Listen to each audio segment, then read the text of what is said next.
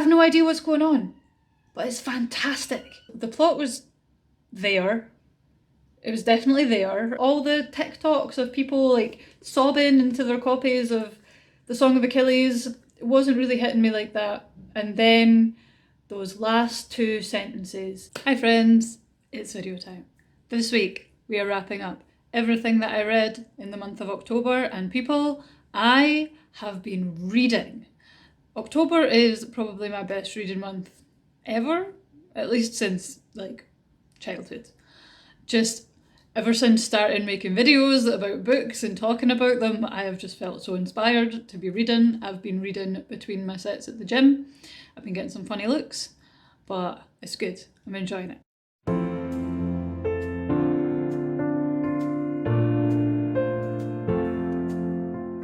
So let's start with the reading stats, shall we? In the month of October, my TBR was 4 books. I actually read 6 books. My TBR completion was 100%. All 4 of those books on my TBR were read in October.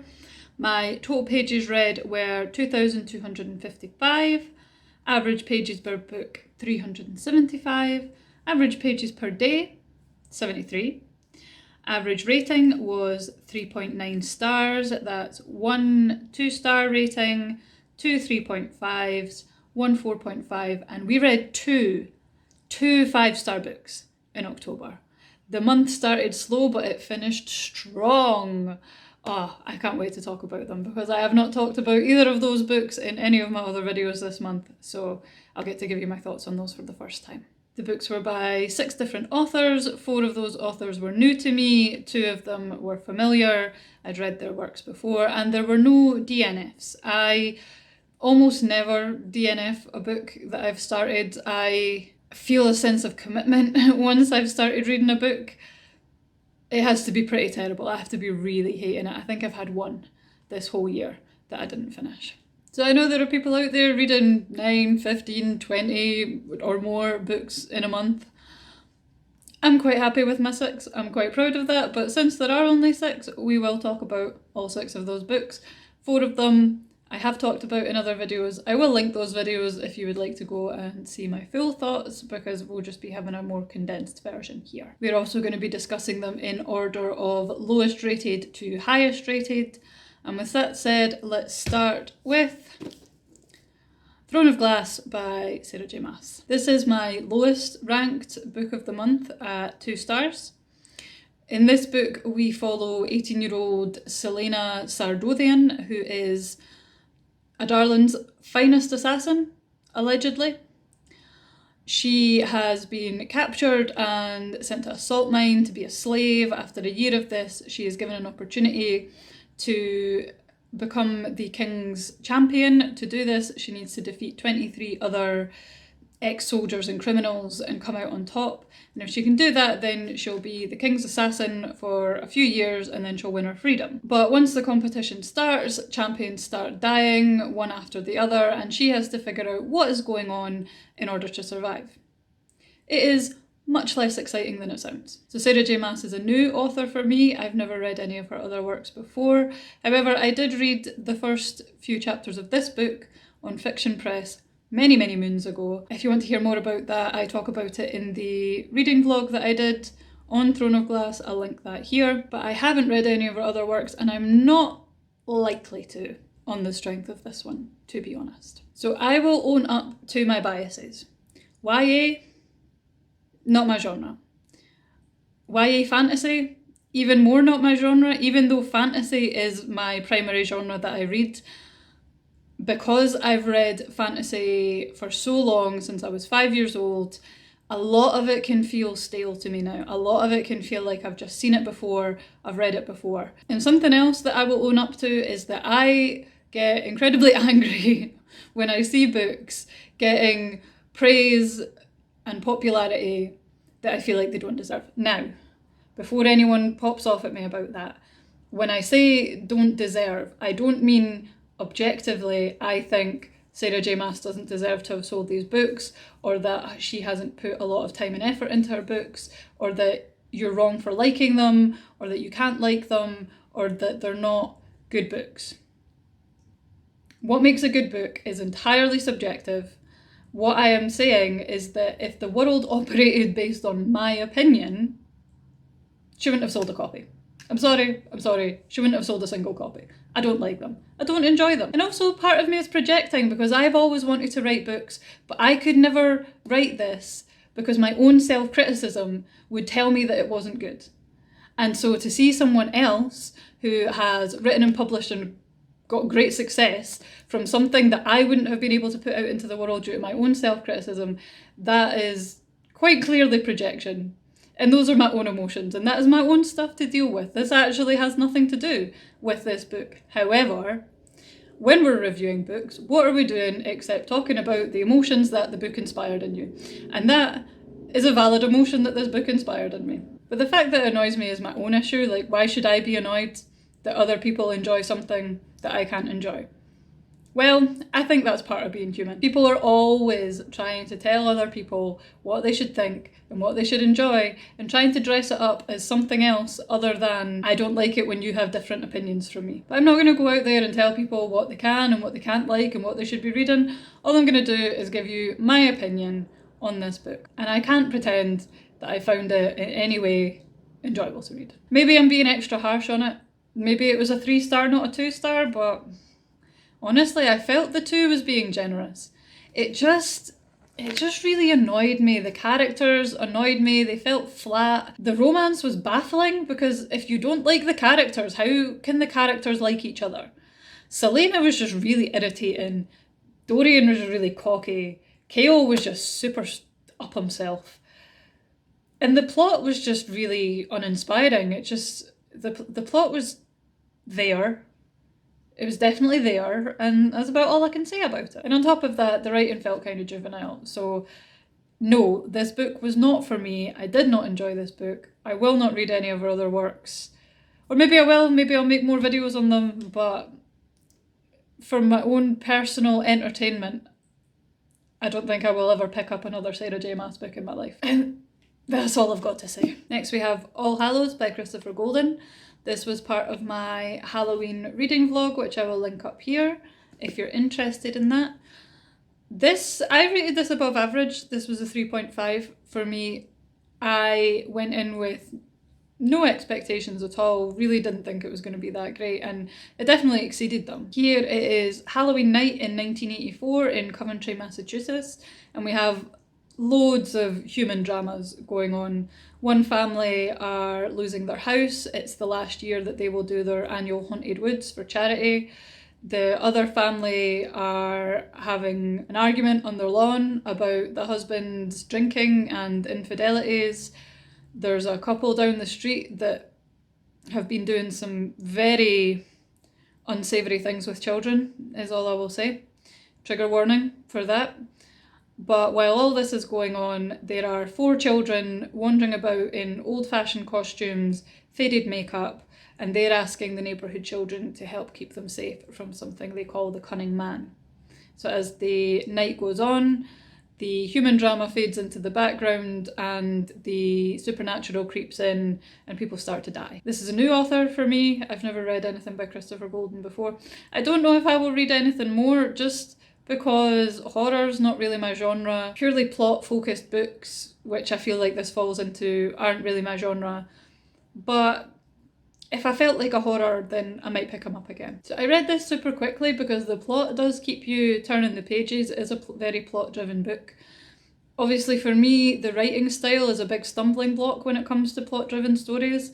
However, this was totally fine. It was good enough. It did kind of fade into the background, but that's not necessarily a bad thing if you just want to pick something up that's going to be a page turner, that's not going to be difficult to read, that you're not going to have to think too much, you just want to be entertained. So the plot is really what sells this. I enjoy the juxtaposition between the human drama and the supernatural, and that actually the most terrifying things a lot of the time aren't what we can dream up in our own head, it's what real people actually do to each other. On that note, I actually felt like this could be scarier. I am not a big horror reader or watcher because I don't really enjoy that feeling of being scared. I have high anxiety levels anyway. I don't need to be adding anything else to be anxious about.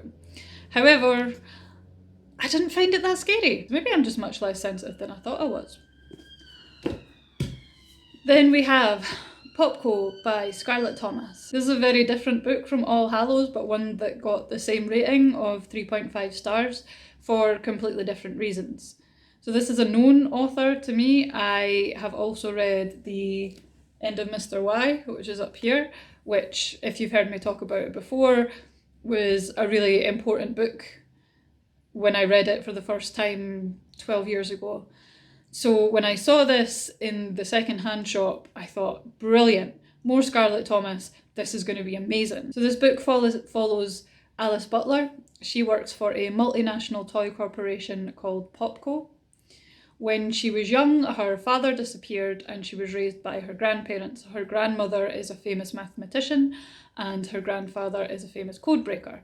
They teach her bits about both of these things, and when she's about 9 years old, her grandfather gives her a necklace which has a code on it and he tells her never to take it off. The story begins with Alice as an adult attending a weekend retreat with Popco where she is recruited onto a team to help design a product that will appeal to teenage girls. At the same time, she starts receiving coded messages from someone unknown, and the story follows Alice both as an adult and as a child, and explores themes of capitalism, critiquing capitalism, the harm that capitalism does, code, identity, consumerism, all these sorts of things. I think this book was most disappointing because I went into it with such high expectations.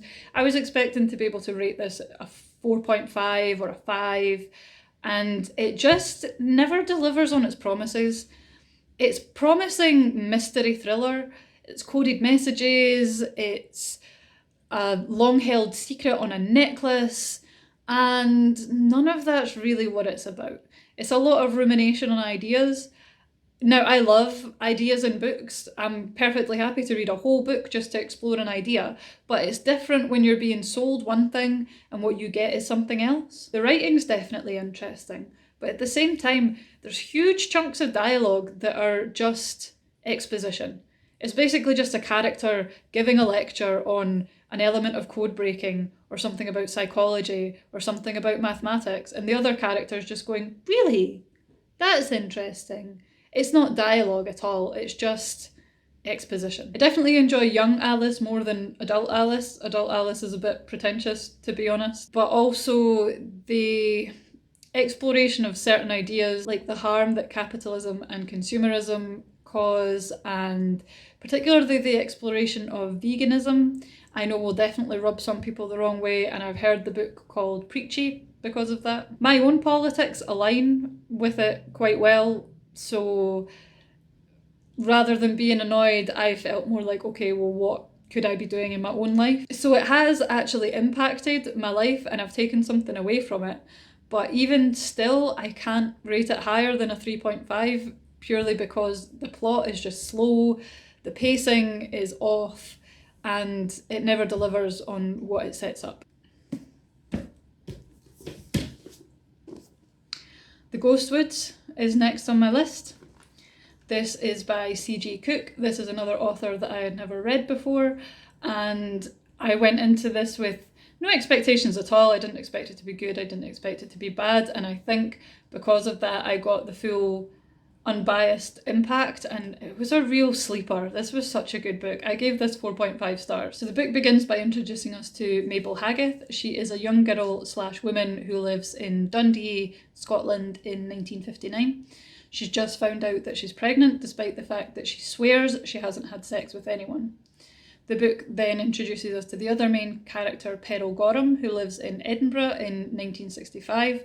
She is also pregnant and unwed, and she is on the way to a place called Lichen Hall, which is owned by an older couple called Mr. and Mrs. Whitlock, and they take in young unwed mothers for them to give birth, and then they facilitate the adoption of their children once they're born. On the way to Lichen Hall, Pearl hears some strange stories about Mr. and Mrs. Whitlock.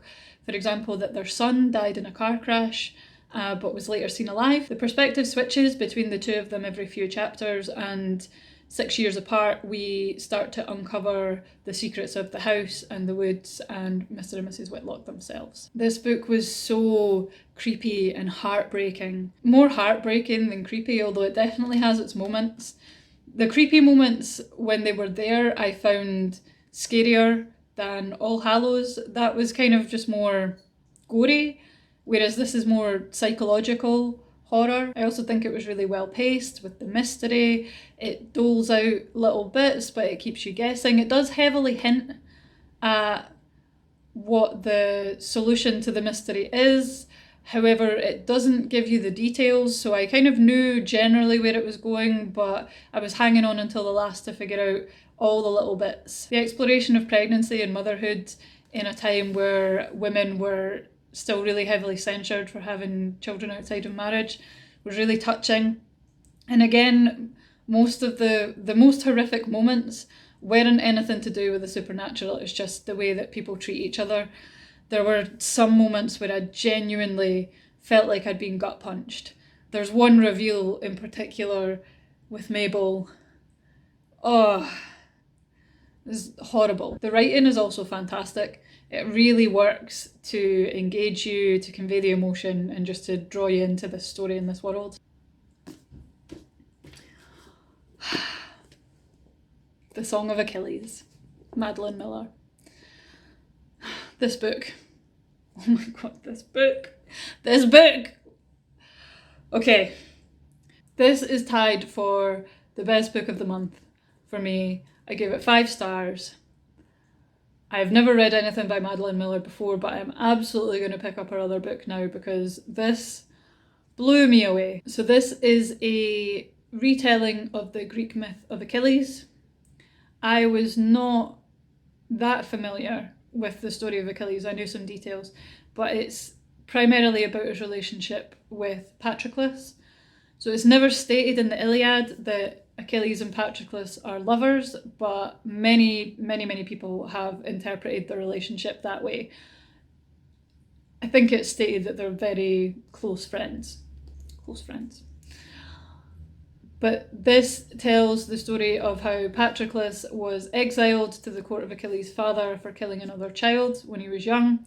There he meets Achilles, they become friends as they grow older, and they're both trained by the centaur Chiron. They develop love for each other, and then eventually they have to go away to Troy to fight in the Trojan War. There's a prophecy that says that Achilles will either die a young man in the Trojan War or he'll fade into obscurity, and he's not willing to take that. So he goes, even though he knows he's going to die, and Patroclus goes with him. So his death is hanging over them for the whole book. I don't consider that a spoiler because the myth of Achilles is several thousand years old. So don't come for me if you didn't know. So I cry at a lot of things. Things that are sad, things that are happy, things that are too cute, music that is too intense, anything even remotely bad or uncomfortable happening to an elderly person or an animal. I once cried when my granny missed the bus. I cry if I'm too hungry. So I knew that this was going to make me shed a few tears. But so we're ramping up to the conclusion. I can see where it's going. The sad bits start happening. And there's some burning, there's it's tingling, there's a few tears, and like, okay, this is sad. It's not quite hitting me the way I thought it was gonna though. All the TikToks of people like sobbing into their copies of the Song of Achilles, it wasn't really hitting me like that. And then those last 2 sentences, oh my god, those last 2 sentences destroyed me.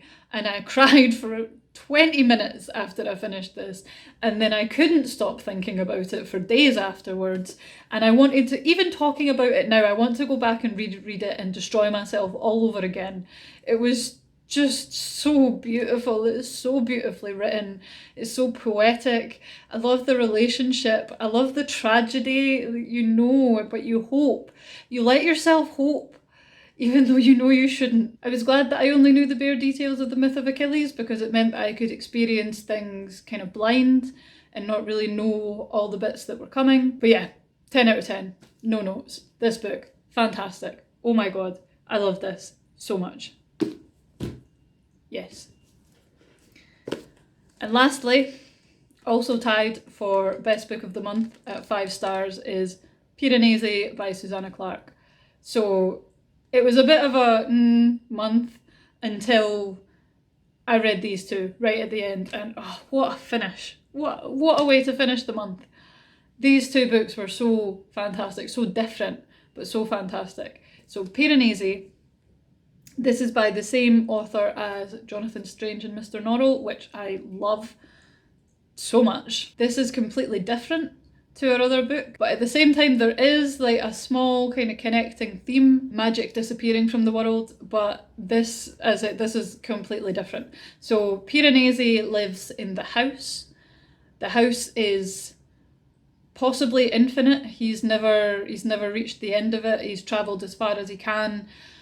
In the upper floors there are clouds, in the lower floors there are oceans, and in the middle floor is where he lives and the birds live, and every wall is lined with statues. Through the windows you can see into courtyards, but they're self-contained. You can't see anything outside of the house. The house is the whole world. The story is told through Piranesi's journal entries, so it's epistolary.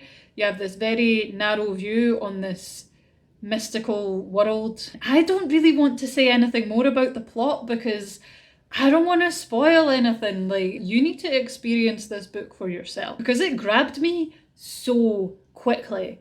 The first few pages he sets out the house and the upper floors and the lower floors and the such, and I was just, I have no idea what's going on, but it's fantastic. It's so mystical and mysterious, and Piranesi has this childlike kind of innocence and wonder, but at the same time he styles himself as the man of science, which kind of reminded me a bit of Robinson Crusoe, especially the way she writes with the capitalised nouns in a kind of older style that we wouldn't use these days. You get that a lot in Robinson Crusoe, and also the man of science kind of talking about how he survives. Piranesi tells you about how he makes soup and creates nets and when he goes fishing and all these different things. It reminded me a lot of Robinson Crusoe in that way. I love that it's a retelling of a story that I know, but it's just so completely different to that story. Maybe not retelling, maybe just inspired by. I love that we have this really narrow viewpoint through Piranesi and his journals, and we soon find out that Piranesi isn't maybe as reliable as we think he is. I love how we get the mystery solved bit by bit. You know, you realise before Piranesi does, and you're just waiting for the penny to drop for him to figure it out.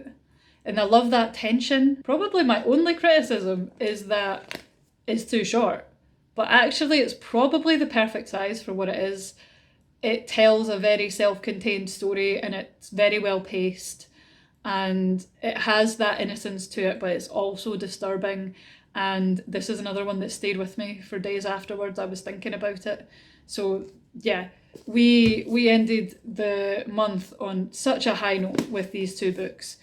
The book that I picked up after finishing Piranesi, it really took me a while to get going into it, and I don't know if that's something to do with that book itself or if I was just coming down off a high. I won't say what that book is because I will more than likely discuss that in my Everything That I Read in November video that I'll inevitably make.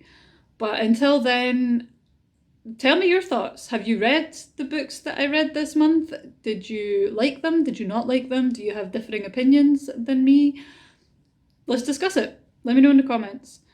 So if you enjoyed this video, then please feel free to like and subscribe. They're down there. And hopefully I will see you in the next video. Bye!